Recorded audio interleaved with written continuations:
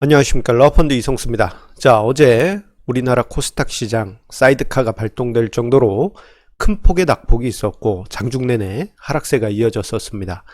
자, 이렇게 시장이 힘없이 무너지는 가장 큰 이유는 신용융자와 레버리지 투자 자금이 강제 청산되면서 주가가 크게 하락했기 때문인데요.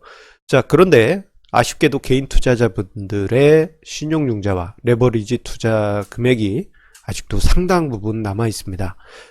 자, 제가 종종 증시 토크를 통해서 개인 투자자는 아예 신용융자와 레버리지를 사용하지 않는 것이 옳다라고 말씀드려 왔는데요.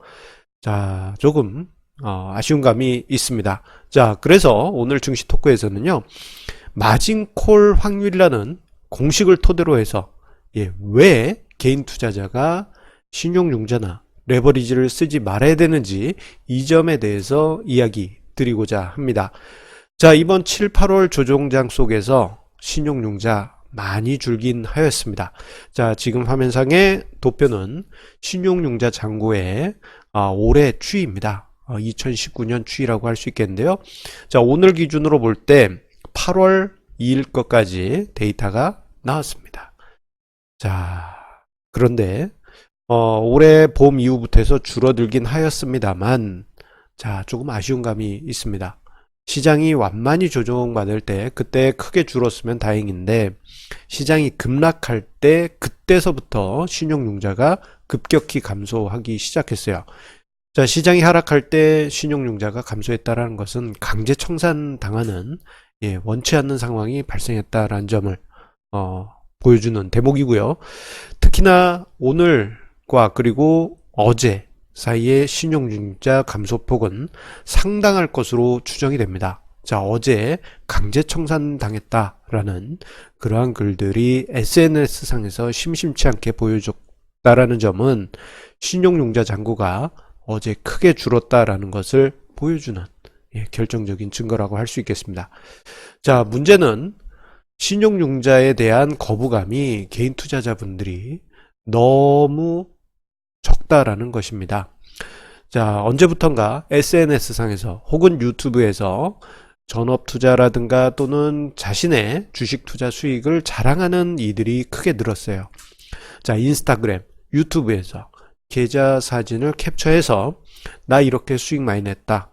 개인 투자자가 레버리지 신용융자 안 쓰면은 수익 못 낸다라는 식의 그러한 글이나 영상들이 넘쳐나다 보니까 우리 개인 투자자분들이 신용융자를 사용하는 일들이 크게 늘어났고, 자, 그러다 보니까 지난 5, 6월 달에 잠시 조정장이 있을 때 그때 신용융자가 감소했어야 함에도 불구하고 코스닥 시장에서는 오히려 증가했지 않습니까? 그때도 제가 신용융자를 주의하자라고 말씀드렸지만 많은 개인 투자자분들이 저의 영상이나 저의 칼럼에 댓글에 개인 투자자가 레버리지 않으면 언제 부자가 되냐라는 강한 반발을 하기도 하였습니다. 하지만 이번 하락장으로 인해서 많은 투자자분들이 투자 원금 자체도 모두 녹이는 그런 상황이 발생했고요. 자, 그러면서 우리 한번 이 부분을 다시 한번 생각해 보지 않을 수 없습니다. 신용융자, 레버리지로 인한 실패 확률 과연 어느 정도 되는지 이 부분을 살펴보다 보면 왜 레버리지 투자를 사용하지 말아야 되는지를 우리가 깨달을 수 있겠습니다. 자, 그래서 제가 좀 여러분들 잠시 어지러움이 느껴지셨으리라 생각이 되는데요. 자, 마진콜 확률이라는 공식을 제가 오랜만에 끄집어 왔습니다. 제가 25차 정기 세미나, 그러니까 4년 전에 세미나 때 사용한 공식인데요. 자, 요 마진콜 확률이라는 것은 쉽게 이야기해서 두 손 다 들고 나 이제 투자 포기 뭐 이런 상황에 놓일 때까지 어떤 투자 원금이 줄어들었을 때 그 확률을 계산하는 것입니다. 자, 이 공식은 뭐 어렵게 보이시겠습니다만 뭐 생각보다 어렵지는 않습니다. 엑셀 사용하시면 쉽게 계산하실 수 있어요. 이 EXP는 이제 지수 그 2를 의미하고요. 그 위에 이제 마이너스 2 곱하기 평균 손익 곱하기 원금 빼기 마이너스 마진콜 수준. 어이구, 조금 복잡하니까 요것을 잘 이제 엑셀에 공식으로 넣으시면 되는데요. 여기서 이제 평균 손익이라고 하는 것은 이제 평균적인 어떤 투자 기준의 특정 기간의 수익률 또는 수익금으로 볼 수 있겠고, 지금 같은 경우에는 이제 평균 손익률로 하겠습니다. 자, 투자 원금은 어떤 투자 금액 뭐 1,000,000원, 1억 이렇게 할 수 있겠지만, 자, 오늘은 손익률로 계산했기 때문에 투자 원금은 1로 잡았고요. 마진콜 수준은 원금이 얼마 정도 남았을 때 손들겠다. 그 수준을 의미합니다. 그래서 마이너스 50% 수준으로 원금이 줄어들었을 때 손을 들겠다 한다면 마진콜 선언 수준은 0.5가 되겠고요. 돈이 한 푼도 없을 때로 마진콜 수준을 설정하겠다 그러면 0으로 마진콜 수준 값을 넣으시면 되겠습니다. 그리고 여기 시그마의 제곱은 어떤 주가, 기준 주가의 수익률의 표준 제곱을 제곱한 값입니다. 여기 공식이 어려워서 시청자님들 혼란스러우실 것 같기 때문에 바로 막대 도표로 넘어가도록 하겠습니다. 자, 저 공식을 넣어가지고요. 어떻게 하느냐? 자, 마진콜 수준을 투자 원금이 모두 날라갔을 때로 잡고 종합주가지수 기준 1990년에서 2019년 현재까지 연 단위 수익률과 표준 편차를 이용해서 계산을 해봤습니다. 그렇게 해서 이제 마진콜 확률, 어떻게 보면 이제 파산 확률일 수도 있겠죠. 자, 계산을 해봤더니, 자, 레버리지가 없는 경우, 레버리지, 그러니까 자기 자본으로만 투자했을 경우 마진콜 확률은 22.6%입니다. 종합주가 지수를 연 단위로 수익률을 계산한 것 가지고 저 공식에 대입했을 때 말이죠. 뭐 이 정도면 이제 부담 없는 수준이에요. 그런데 레버리지를 가미하는 순간 이게 말이 틀려집니다. 레버리지를 2배로 높일 경우, 보통 개인 투자자분들이 요 정도 많이 쓰시죠. 자, 그럴 경우에는 마진콜 확률이 47.6%로 높아지는데 거의 50% 아닙니까?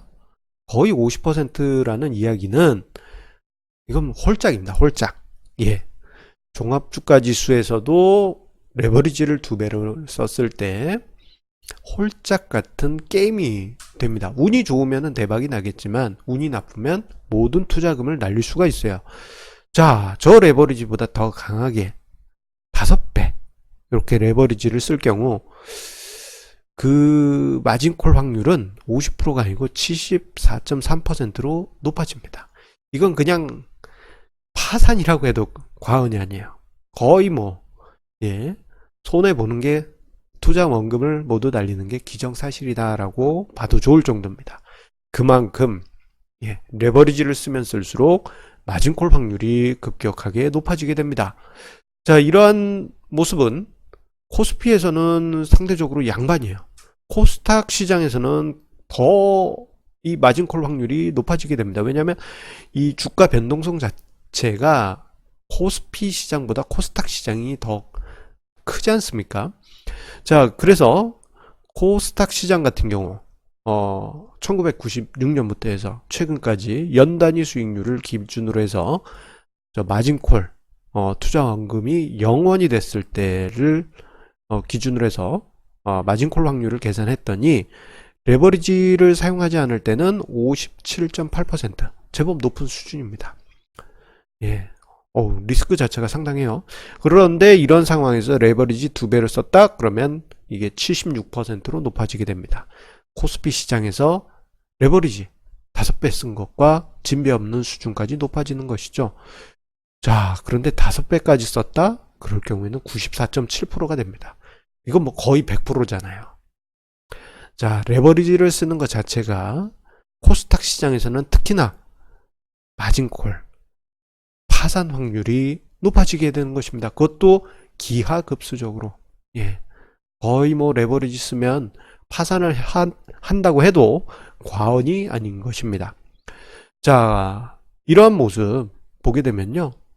자, 우리 개인 투자자분들 이렇게 생각하실 수도 있어요.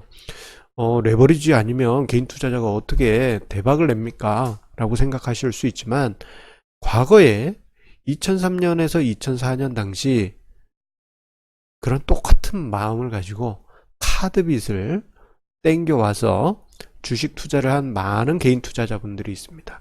수많은 개인 투자자분들이 그렇게 했어요. 나는 투자 원금이 작으니까 그때 당시 카드 발급 잘 되겠다. 카드빚 땡겨와가지고 하이닉스, 그때 당시 하이닉스가 개인 단타의 놀이터였습니다. 하이닉스에 투자를 하는데 미수 몰빵해서 이틀 만에 난 쇼부를 봐야지 하면서 그렇게 투자했던 수많은 사람들이 하루 만에, 단 하루 만에 파산한 일이 허다했습니다. 결국 카드 대란의 아주 중요한 원인이 되었던 게 레버리지 투자였어요. 자, 지금 같은 경우 보게 되면 신용융자 주식 관련 대출로 뭐 과거처럼 그렇게 큰 레버리지는 아니더라도 2배 정도의 레버리지는 충분히 가능합니다. 몇 해 전에는 10배까지도 가능했어요. 이게 이제 아예 뭐 광고에도 나올 정도로 여러분 10배까지 뭐 배팅 가능합니다. 뭐 이런 식으로 광고가 나오기도 했어요. 그런데 이제 금융당국에서 제재를 가면서 레버리지 승수가 크게 줄어들었죠. 특히나 이제 상한가 폭이 커지면서 업체 입장에서도 레버리지 비율을 낮출 수밖에 없었습니다. 증거금을 높였다는 얘기죠. 그런데 그렇다 하더라도 2배 레버리지를 사용하게 될 경우 앞서 언급드린 것처럼 코스닥 시장에서는 거의 뭐 마진콜 확률, 파산 확률 75%까지 높아집니다. 그것도 그냥 투자 손실이 크게 나서 포기하는 게 아니고 영원, 투자 원금을 모두 날린 그 상태로 말입니다. 자, 이 참 이번 7월, 8월 시장에서 이런 안타까운 상황을 현실로 겪으시는 분들도 많이 계시리라 생각이 됩니다. 하지만 이 주식 투자하는 데 있어서요, 이 레버리지 투자는 개인 투자자분들은 절대 하지 마시기를 강하게 부탁 당부 드립니다. 주식시장 그 자체만으로도 하이 리스크, 아이고 여기 오타가 있었네요. 하이 리스크, 하이 리턴이기 때문에 자기 자본만으로 급하지 않게 천천히 하더라도 장기적인 성과를 만들어 가실 수 있고 시장에서 생존하실 수 있습니다. 시장이 어려워도 시장에서 생존만 하더라도 다음에 찾아오는 기회를 내 것으로 만들 수 있습니다. 자, 어려운 시기인 만큼 특히나 레버리지 투자에 대한 마음의 경계에 늦추지 마시길 바라겠고요. 저의 영상 항상 함께 하신 분들은 신용융자, 레버리지 투자 멀리하고 안전하게 투자하시리라 생각이 됩니다. 자, 오늘 러브펀드의 증시 토크 여기서 마치도록 하겠습니다. 항상 우리 애청자님의 구독, 좋아요, 공유해 주시는 마음 감사합니다. 자, 요즘 시장이 어렵다 보니 글과 그리고 영상 만든 데 있어서 조금 이제 뭐랄까 약간은 어두운 느낌이 드실 것입니다. 그래도 주식시장에서 일단 생존하고 보시면요, 좋은 기회는 꼭 찾아옵니다. 이 부분이 지금은 보이지 않으시겠지만 시장이 워낙 어렵기 때문에 지금 앞에 보이지 않으시겠지만 위기가 오고 나면 큰 기회는 반드시 찾아옵니다. 자, 어려운 시기 힘내시고요. 우리 내일 다시 만나 뵙도록 하겠습니다. 감사합니다.